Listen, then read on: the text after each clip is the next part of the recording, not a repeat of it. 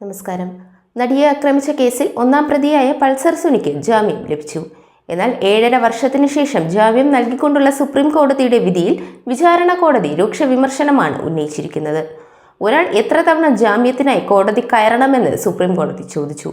കടുത്ത ഉപാധികൾക്കായി സംസ്ഥാനത്തിന് വാദിക്കാം, എന്നാൽ വിചാരണ ഇത്രയും വൈകുന്നത് അംഗീകരിക്കാനാവില്ല. വിചാരണ ഇങ്ങനെ നീളുന്നത് എന്തുകൊണ്ടാണെന്ന് വിചാരണ കോടതിയെ വിമർശിച്ചുകൊണ്ട് സുപ്രീം കോടതി ചോദിച്ചു. ഇതെന്ത് വിചാരണയെന്ന് ചോദിച്ചുകൊണ്ടായിരുന്നു കോടതിയുടെ പരാമർശം. പോലീസ് ഉദ്യോഗസ്ഥന്റെ ക്രോസ് വിസ്താരം മാത്രം 1800 പേജുണ്ടെന്നും കോടതി നിരീക്ഷിച്ചു. 261 സാക്ഷികളെ വിസ്തരിച്ചു കഴിഞ്ഞിട്ടുണ്ടെന്നും കോടതി പറഞ്ഞു. പൾസർ സുനിയിൽ നിന്നും 25,000 രൂപ ചിലവ് ഈടാക്കി ഹൈക്കോടതി നടപടി ഒഴിവാക്കാമായിരുന്നു. തൽക്കാലം ഇതിൽ ഇടപെടുന്നില്ല എന്നും കോടതി വ്യക്തമാക്കി.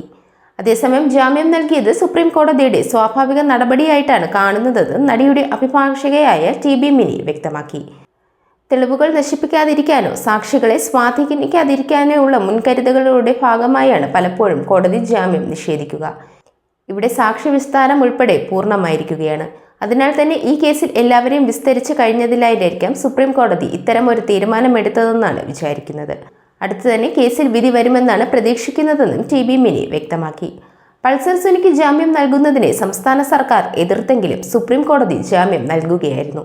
കേസിൽ നീതിപൂർവമായ വിചാരണ നടക്കുന്നില്ല എന്ന് പൾസർ സുനി പറഞ്ഞു. ദിലീപിന്റെ അഭിഭാഷകനാണ് വിചാരണ നീട്ടിക്കൊണ്ടു പോകുന്നതെന്ന് പൾസർ സുനി കോടതിയിൽ വാദിച്ചു. വിചാരണ നീണ്ടുപോകുന്നതിനാൽ ജാമ്യം നൽകിയ കോടതി ഒരാഴ്ചയ്ക്കുള്ളിൽ വിചാരണാ കോടതി ജാമ്യം നൽകണമെന്നും സുപ്രീം കോടതി ഉത്തരവിട്ടു. എന്നാൽ ജാമ്യം നൽകിയതിനെ ശക്തമായി സംസ്ഥാനവും എതിർത്തിട്ടുണ്ട്.